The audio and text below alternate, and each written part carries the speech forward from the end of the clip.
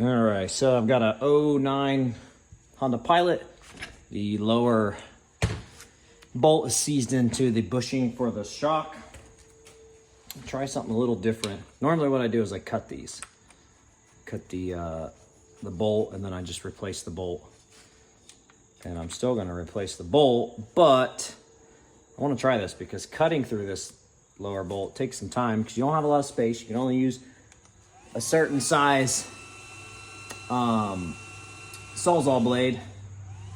So it can be problematic. You can't torch, I mean, you can torch it if you wanna destroy the stabilizer link, which is right next to it, and the lower plastic for the spring.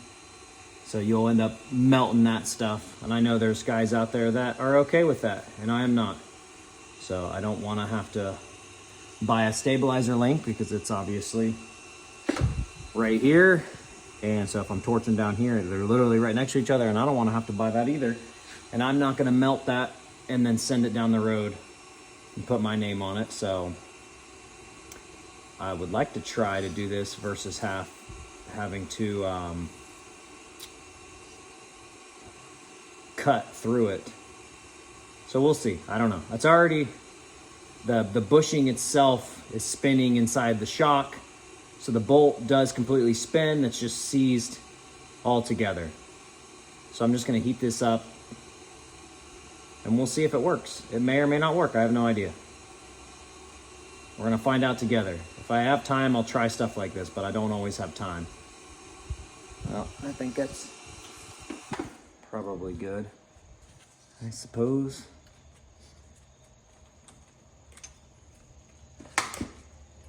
And what I might run into is, and these coils usually cool down pretty quick, but obviously they don't cool down that quick. But I want to get those out of the way as fast as humanly possible, and that might be the difficult part. We'll see.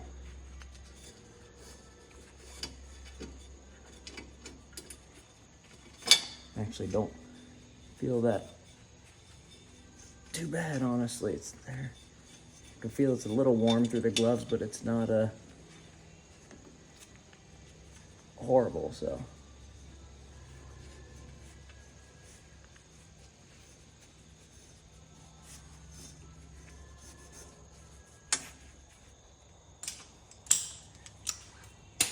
Of course. Oh well, we'll leave that side there, see if I can get this.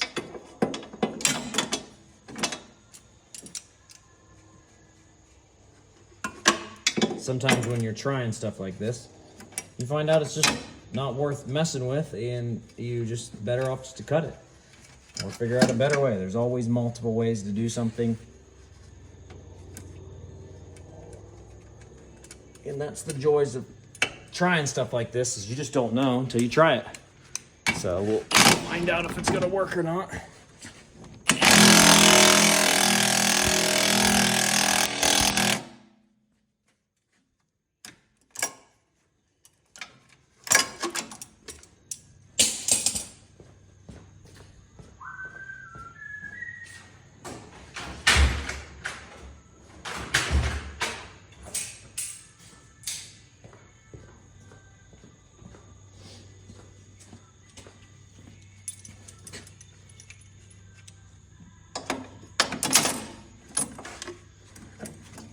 Sometimes you're just gonna get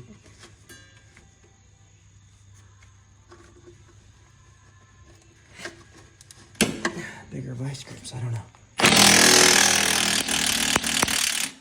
Aha! All right, and it worked. So, it is an option. Whether it's a better option, I don't know. This video is what? We're at 4 minutes and 30 seconds. I will have to try and time myself sometime and see what's faster.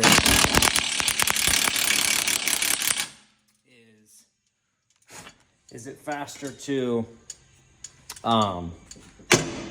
cut through it, or is it faster to just heat that up and then put them vice grips. I don't know, but it is an option. It did break it free.